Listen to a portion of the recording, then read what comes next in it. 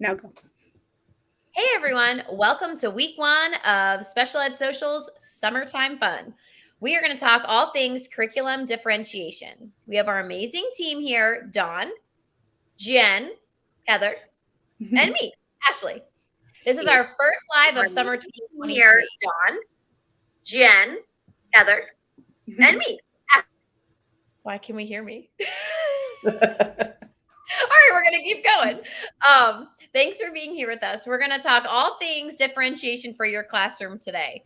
Just like last summer, if you were with us, we have questions and we're going to cover. However, if we don't hit a certain topic or point, leave us a question in the comments, or after the live is over, you can leave comments in the Facebook group and questions, and we will get to those during our weekly Q&A session, which are uploaded Sundays after 2 p.m. Eastern Standard Time. If you're watching in the Facebook group, make sure you give access to StreamYard so that we can view your name and questions in the comments below. All right, ladies, let's get started. Our first question is, what assessments do you use and how do you determine the needs that you have to differentiate for? We're going to have Jen start us off.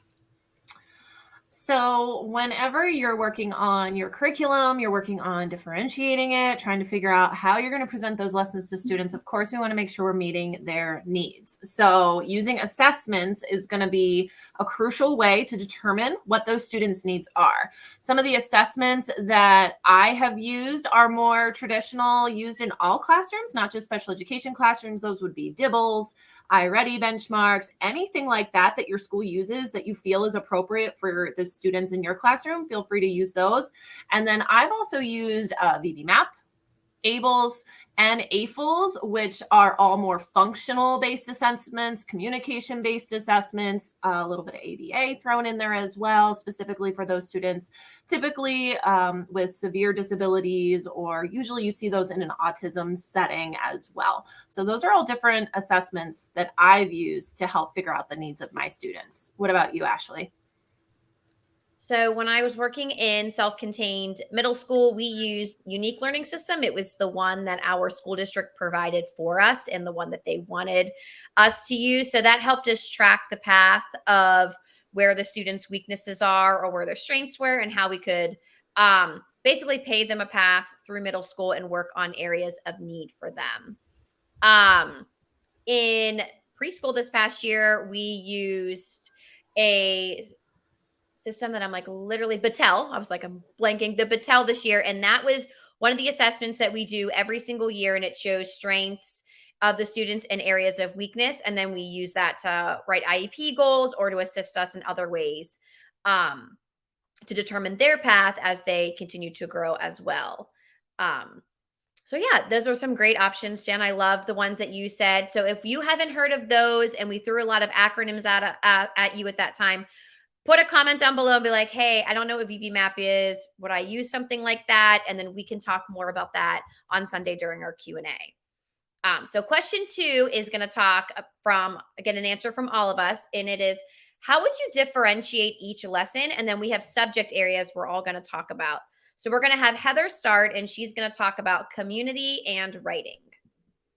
Hi, everyone. So I think community is the first one I'm going to start with. And honestly, community is a great way to dabble into differentiation, because I feel like there's so many different skills you could be hitting in the community. So like one student could be working on pushing the cart while the other person is finding the items in the grocery store or using a grocery list, or maybe one student's job is to check out. If you are at a grocery store, like there's so many different ways to differentiate there. Same thing with like at a restaurant. Maybe a student can actually order from a menu at a restaurant, but maybe another student needs a modified menu that maybe there's 2 or 3 items that you've picked and take pictures of but ahead of time and put that into a piece of paper so that they order off of that menu. So really looking at that student and what they individually need is a great way to do that, and just kind of breaking down either like the steps of the community trip that you're doing, or like different jobs, or IEP goals that are related to the community, whatever you're looking for. I feel like that's a great way to get started with differentiation. And then with writing, I would say, again, I like to start with the big picture, like, right? I want my student to be able to write an essay, write a paragraph, whatever the goal is. And so, okay, you might have some students that are able to do that. You might have some students that need some type of graphic organizer or some sentence starters to get them really going. And so you provide those things for them so that you can differentiate that group of students, or maybe one or two students, gets that kind of guide of how to do all of these things. And then lays it out for them so that when they are writing, they have that to reflect back on. But then you might have some more students that maybe they can do it with their voice, and so they record their voice, and now that's their writing. Or their writing becomes text, because there's lots of text to speech, or those types of apps that they can produce the voice for them and be able to type it out or write it out for them. So you can do something like that. I know there's now pens even too that are like writer pens that will read it to you as you are writing it. Lots of different ways to differentiate writing. Again, going back to even just starting with the basic topic sentence, giving ways to start with a topic sentence, staying on topic, those strategies to type doing that, and really breaking down those skills as best as possible. Dawn, what about you with science and social studies? You're muted. Yep. There we go. So I think a lot of times with our learners, they get to participate, even our self-contained learners get to participate in science and social studies. So talking about differentiation can definitely look like an array of different things that can consist of if the class is learning about gravitational force and different things with planets, we may be matching the sun or sorting the different features that they're talking about, or you could trace different things. There's a variety of different activities that are still in the same kind of subject area, but we may have to tweak and change, or providing some of those different kinds of accommodations to help support them, whether that is a word bank or some different kinds of visuals. Same thing goes for social studies, having a task in a variety of different ways, with then and now, even having that like Heather was saying, talking through it, having that option to talk through different activities versus maybe writing the things. I know a lot of times we do a lot of sorting and matching for some of our learners, whether that's with an adapted book or some task cards, to help them still participate with what is happening in the classroom, maybe that same general topic. And that may be for some of our lower learners that are learners who need more support, but some that may just need some extra help. It may just require some extra visuals, some time to pre-teach those concepts that are happening in the classroom, maybe supporting with additional videos or anchor charts. I know a lot of times they just need those extra visual reinforcements, especially in science and social studies, to help them with what is being provided, or the topic. No matter the topic, those things can definitely help. What about you, Ashley? How do you help with math with the differentiation? So with math, I usually try to pick a subject area. So whether that is addition, when I was teaching middle school, we did addition, and then it might be a student using manipulatives to do simple one-step addition. We might have students that might be using the calculator. We might have students doing word problems with addition, but everything was correlated to that.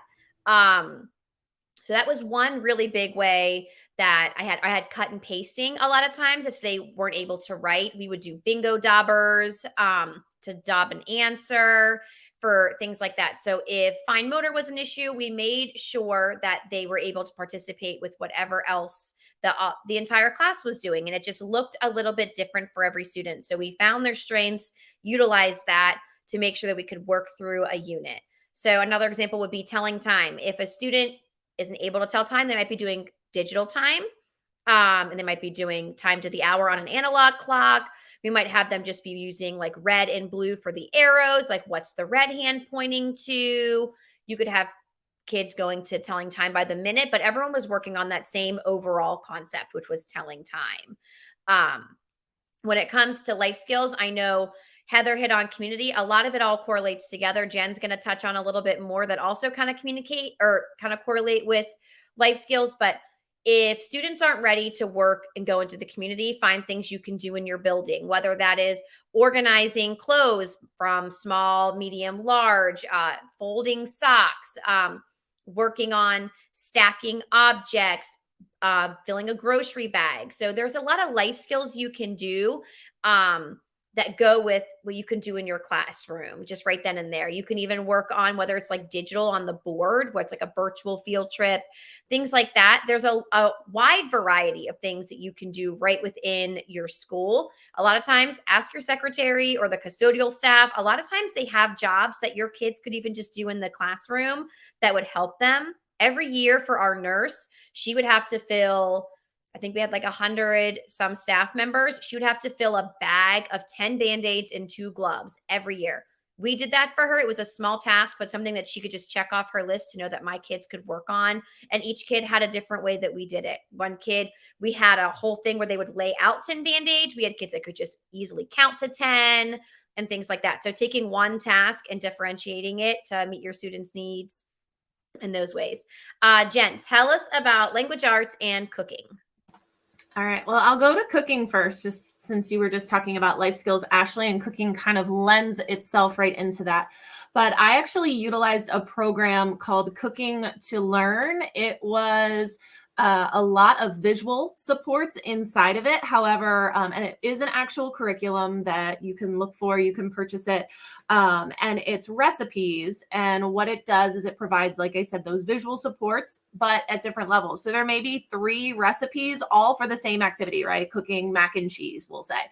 But it looks different if you look at the 3 different levels. One level might be completely like a traditional recipe that any of us would use, that you would see in a cookbook. The next one may have a few visual supports, maybe for the direction piece of the recipe, where it's telling you to pour and what that looks like if you would pour. And then the next one provides tons of visuals. Literally every word on the page almost has a visual on it. So that's a way you can differentiate things like cooking. We would also differentiate with utilizing that curriculum, but also, like you said, Ashley, picking different tasks based on students' abilities. If I had students that could identify numbers, they might be the ones that read the measuring cup to tell us if that says 1 cup. If I had students that, were able to move their hand back and forth and flip over a pancake or stir something in a pot, that was what they were going to be working on. So really thinking about, like we said earlier, the needs or the areas that your students can do with a little bit of support, right? Because we always want them learning new skills, not just doing the things they always know how to do, is important as well. So those are some things I used to do with cooking. And then when it comes to English language arts, I really liked using different levels of questioning with students, especially for reading comprehension. So if we read a passage, I might ask a simple who question to one of my students, but I might ask a why to a student that I know could give me more information about the story. Or I may ask a student to sequence events in that story. So those could be different levels of asking questions, but all using the same story, all having the same students sitting in front of you, which I know sometimes when you can get like the most bang for your buck in a lesson and do one lesson in one shot and get something for everybody, that was always something I enjoyed doing. And then other simple things I did is we would use things like task cards that had different field sizes on them. So if they're finding the letter B, maybe there's 3 choices for my most advanced learner. Maybe there's 2 options for my next learner. And then my learner that's still working on Airless doesn't quite have that skill down. They've only got 1 choice to get that answer correct. So reducing the field size of your answers pretty much across all subjects can be helpful, but I especially used it in reading. And then another way I did it, of course, is using small groups. So grouping kids based on abilities, such as guided reading groups, maybe working with kids that all were working on a similar skill, whether it was something like fluency or comprehension, or maybe they were more phonics based. Grouping kids is always another great way in reading, and a few other content areas I can think of as well that are good for that.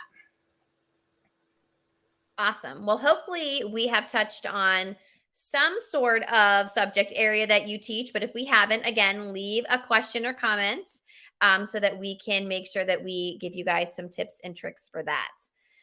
So now we're going to talk about what do we use personally in our classrooms for differentiating. We're going to have Dawn start for us on this one. So what do you use in your classroom, Dawn, for differentiating?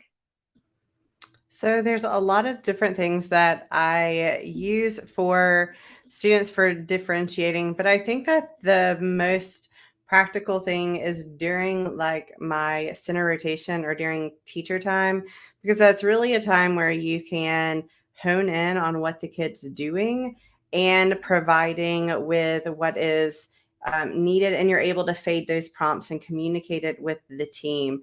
So I kind of assess them, and then I'm able to take what I'm learning and using that in a variety of different activities, but also communicate that with the other paraprofessionals in the classroom so that they are then reinforcing, so that we're not providing too much support. I think that a lot of times with the IEP goals, we have this big audacious goal for them to do by the end of the school year or the end of that, term, but we're having to break it down into pieces to get there. Sometimes we call them benchmarks, but by having kind of that knowledge of how to break down the skills, it really allows me to be intentional with the time that I have with them. And even with small groups, having them have the opportunity to test out those skills with other kids truly allows the learner to, try, maybe not always succeed, but to show what they know and then to give more additional supports if needed. So it's a really great way to check with their understanding. So that is definitely a way for differentiating. I know that a lot of times earlier we were talking about, I was talking about science and social studies. I know we do a lot of differentiating there, but across all the different curriculums and the subject areas that we use. And I do have some things in my TPT store that provide that already differentiation as well, especially in that science and social studies, to provide an equal playing field for all learners so that they don't feel like, oh, I can't do. No, it's just maybe we need to tweak it so that it's something that you can have some success in. What about you, Heather? Yeah, for me, the differentiation is honestly like looking back at their IEP as well. And this kind of goes into my next question here, which is how do we collaborate with our colleagues about it? How do we bring those really into letting other people know what our students need? And it's going back to that IEP. What's the accommodations in there? Are there any modifications of like, all right, they don't have to write anything, they get to type it all. Something as simple as that, and being able to communicate that to general education teachers, paraprofessionals, anybody that works with the student, and making sure that they are aware of all of those accommodations that are in there, and then what that actually looks like. So having a adapted pencil, there's so many different adapted pencils out there, but what does that actually look like? What does the tool look like when the student is using it? How often can they use it? Do they use it for everything? And really collaborating and having those conversations to make sure that we really are providing the opportunities for our students to be most successful. And that ongoing communication with general education teachers, other teachers that are working, other adults, whatever it is, and just having those ideas bounce off of each other. Like, hey, it really didn't work when the student had to read this book aloud in front of the class. Okay, so the next time, can we have the student read the book just with a teacher? Or can they record themselves reading if we're really looking for those errors and what we can do to improve on it? And finding those little itty bitty tweaks that really can go a long way, that there's still the same expectation, but it's just done maybe just slightly differently. So just having ongoing communication at the beginning of the year, setting out those outlines of like, hey, this is how the student best learns, this is how the student gets their accommodations, and this is what it looks like. And then maybe doing like a quarter check-in of like, hey, how can we improve? What can we tweak? What's not working? And just continue those ongoing communication about ways to best support our students. That's really what it comes down to. All right, Jen, go ahead and tell us how you differentiate, and then I'll go last. Okay. So basically ditto of what both Dawn and Heather said there, but I guess to just throw a little bit more in there, just specifically lessons that I personally love to differentiate in my classroom and see lots of opportunities to do it would definitely be morning meeting. I love teaching morning meeting. If you're not familiar with morning meeting, teaching days of the week, the month, the weather, all of those concepts. And I think that teaching it can be tricky, right? With different types of learners. You have kids that can read, you have kids that can't, you have kids that can write, you have kids that can't, kids that can verbally share their answers, kids that cannot. So tackling all of that in any type of lesson can be super, super tricky. And so in morning meeting, I've kind of worked really hard to make that a point in my classroom that every student had access to answer in their best way possible. And so it is a product in my TPT store that I have. I have a bulletin board. It's back there. But also I have binders for kids that are leveled. So different levels of answer choices and things like that for students to be able to interact with the materials. So morning meeting is definitely a lesson that I think, because it can be done every day, it has tons of functional information for your students that is going to work for them for their entire lives. And then add in that everybody can participate is one that is really easy to differentiate and one that I love to do in my classroom. What about you, Ashley? Okay, yeah, just to quickly piggyback on that one. So when I first went into the classroom, differentiating was overwhelming at times because I had 3 grade levels. I had students that were in a variety of different areas when it came to academics. So just like Dawn, Heather, and Jen said, a lot of us started creating our own materials to make differentiating work for the students we had and possibly incoming students that we would eventually have in the years to come. So I made math was my favorite subject to teach, and I made a menu math, and it has multiple ways of differentiating in it. And so I would do a lot of that on Fun Fridays. My kids loved it. We would make it interactive. They would do worksheets. We would bring in the cash register and all kinds of fun things. So it was a way, one, that I knew if I was going to be out, easy sub plans for me to leave because my kids loved it. They knew which level they could do, and a lot of it was independent. I would eventually move them up based upon once they got really excelled at a certain level. But that was one way that I would differentiate in the classroom. All right, our next question is number 6. All right, so how do you ensure differentiation happens outside of your classroom in specials? All right, so this one's me, so I'm going to talk again. Sorry, guys. So in middle school, one of the areas we had adapted PE. So we always had a teacher that did that, which was lovely. But then there was art and music and facts, which is like family and consumer science. And a lot of those did not have adapted resources. And a lot of times the teachers were a little intimidated by doing the modifications to it. So one year, my colleague and I, we created adapted music and adapted art, and we did our own curriculum. We talked to the elementary teachers at the time and said, hey, send us your curriculum. We'd love to see it.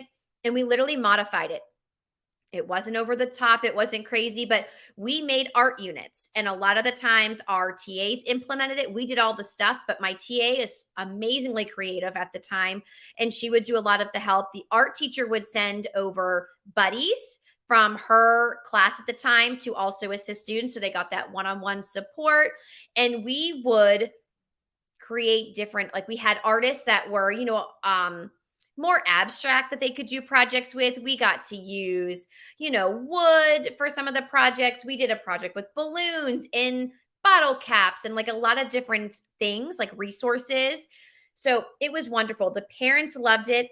We had to present it to our admin almost a way like they are still going to get credit. It's their own class. And it was the admin's way of like they had to schedule it, finding an open art room that wasn't being used at the time. And then truly after that, they saw what a great program it was. The one art teacher was like, I would love to teach this one year. And the admin gave her the opportunity, which was wonderful. So kind of getting the ball rolling in that sense. Don't be afraid to do that. Now, this wasn't my first year of teaching. I'm not saying like, jump all in. This was my 3rd year, I believe, at the time. But I also did adapted music, and we held 2 concerts. We did 3 songs. We practiced it. We found songs that had an easy beat and a rhythm that could work with it. We found a winter theme. We had 3 winter theme songs. And then in the spring, we actually did Disney. The kids loved it. They were familiar with those topics and those, like, the movies we chose. And they had a great time. And we did basic things, guys, like a drum where they were hitting to a beat. We did sticks. We did maracas. Very basic. But honestly, every parent was moved. We had like major admin come. We got to invite their special buddies from Buddy Club to come and watch. And it was just a wonderful opportunity for the kids to get to do things that they might not have the opportunity to do. So let's touch on, if you are the only self-contained teacher in your building, Heather, can you tell us tips on how you can make it through the school year, feel successful, and things like that? Yeah. So if you don't know, I taught self-contained for 8 years, and a lot of the time I was by myself in my own classroom with nobody else to really understand. So I would say make sure to reach out to, if there is anybody in your district, right, or in your like school community, like locally, that you can reach out and collaborate with, maybe get some understanding. I know I had done some observations at a local school that was in my area that had a self-contained class, especially as I was a new teacher. I just had asked my admin, do you mind if I take a day to go over to that school and get to know like what their programs are like and what it looks like? So that was another person I could go to after I kind of build a relationship. We can discuss ways to differentiate for a student or ways to make the curriculum more accessible for them. And that was really a nice person to connect with. You also can connect with any of us. I think all of us have kind of been in that boat. So if you are in the Special Ed Socials Facebook group, you are welcome to reach out to any of us or comment on anything, and we will find a way to help you through that. And so like a community of on social media is so great too. I know lots of us have our Instagram pages as well with tons of tips and tricks. So make sure to follow all of us if you aren't already. And really just find those people who get it. So those Facebook groups like this, finding local community people that like maybe are in your neighborhood, or maybe there's a group that meets. I don't know, maybe they get coffee every Tuesday and they're special ed teachers. I also found that connecting with maybe other teachers, maybe not in my self-contained world, like resource teachers, inclusion teachers. So if I had those in my school, I reached out to them and like, hey, here's an idea I had. Is this going to work? Do you think this would work for my room? And really just find those people that you can trust, build relationships with, and grow. Like I said, we are all here to support you. That's the premise of this, is we really want to make sure that you feel connected to people. Awesome. Good answer, Heather. All right, Dawn is going to tell us all the types of tasks that paras can do to assist with curriculum differentiation. So have at it, Dawn. I'm going to share some. I may not get to all of them. We may be here a very long time. But I think that having paras is instrumental in having a self-contained classroom, and sometimes even resource and inclusion teachers are lucky enough to have paraprofessionals.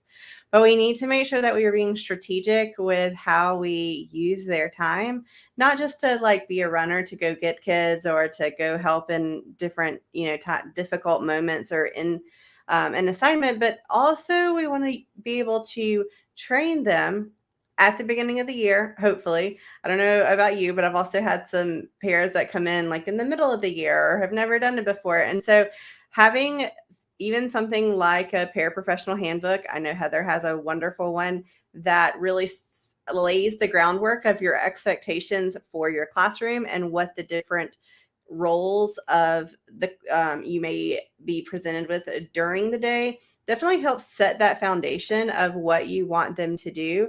But think of the paras as like additional help hands and help to support the learners become more independent and more successful in their academic journey.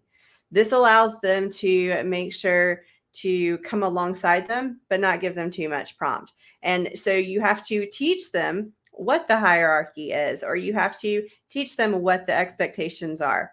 if you know that a para is extremely crafty and you are not crafty, maybe that's something that you delegate to them to help you with during that particular kind of activity. Or if it's a certain day, we always did them on like Fridays. But knowing also what their strengths are and things that they enjoy. If one para loves to prep things and they are a master laminator and know how to use the Velcro correctly, it matters.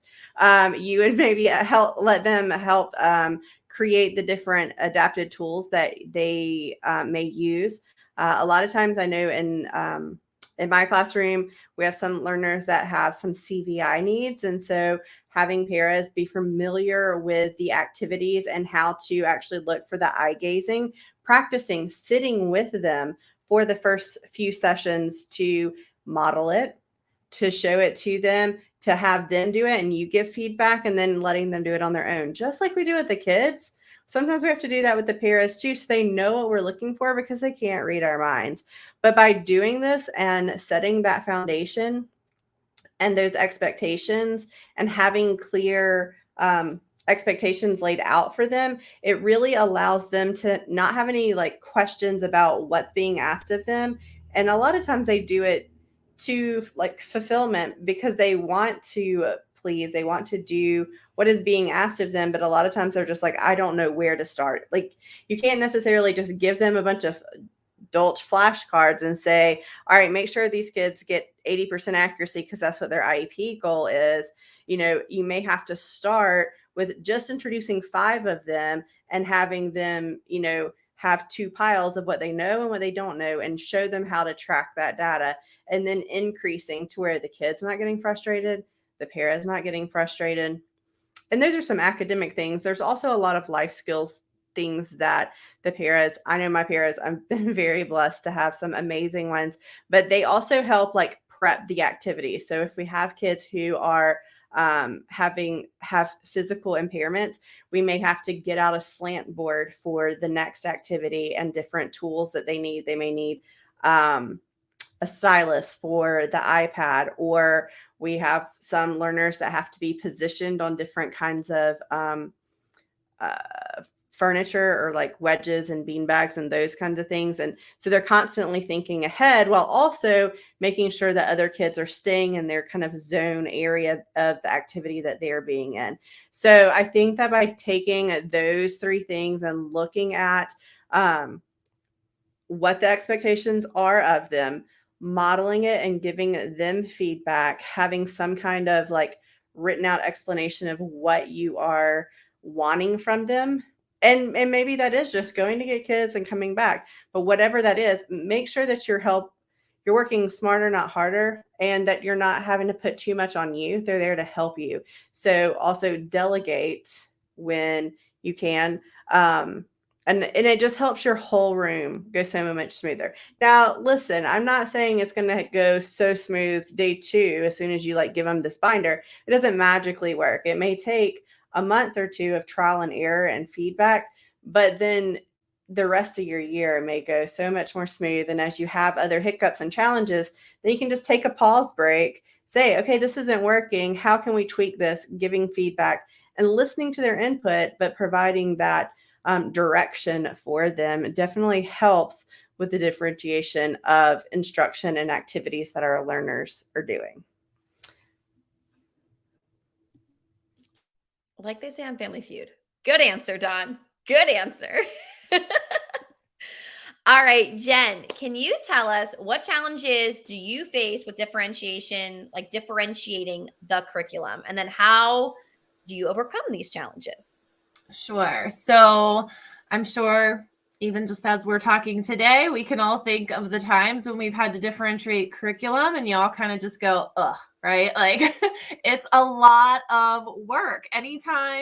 I feel like anytime myself as an instructional coach, I tell teachers, well, just differentiate it. They're like, are you kidding me right now? Like I'm working hard enough. You want me now to break it down for 3 different levels or 4 different levels or however many levels you have going on in your classroom. Sometimes each kid is a different level. So that amount of time that it takes to differentiate, isn't always something that you can do on the fly. Like I said earlier, those quick asking questions, maybe during a reading comprehension lesson, that you get better at with time, right? You just start to learn how to ask those questions, which students need those questions. That doesn't take time. But when you're actually either differentiating an existing curriculum that doesn't have it there, like you talked about that, Ashley, with the art, kind of breaking down something that was already existing, it takes a lot of time. So finding the time to do it can be a lot. Some ways that I've overcome that time constraint is by working with other teachers that I know could also benefit from that differentiated curriculum. We each take a piece and we each work for each other, and then we share it out. I've also done that type of stuff sometimes just over the summer or a long break where I have a little bit more time. I may say, okay, I don't like this curriculum. I used it all year, but now I have summer. So now I can sit down and really break it apart. And that may be a focus of something that I work on over the summer, just because I have a little bit more time to do it.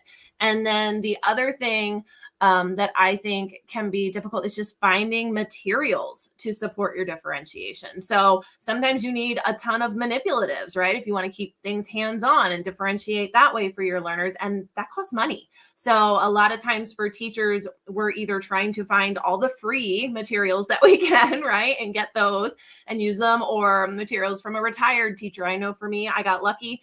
One of the teachers I worked with when I first started out retired, and she was like, here, take everything. And I was like, give it to me. So, you know, you can kind of luck out in those challenges, but also at times you may have to do some donors choose projects to get some materials. You may have to go to some yard sales and some other places to get things cheaper, free, so that you have the resources in order to differentiate. So I think those are some of the hurdles that a lot of teachers are facing, is like, where am I going to get the things I need to differentiate with? And how do I have the time to do that in my day when we're doing so many other things? Again, great answer. All right. So those are the questions we have that we have come up with. We've talked about for the week.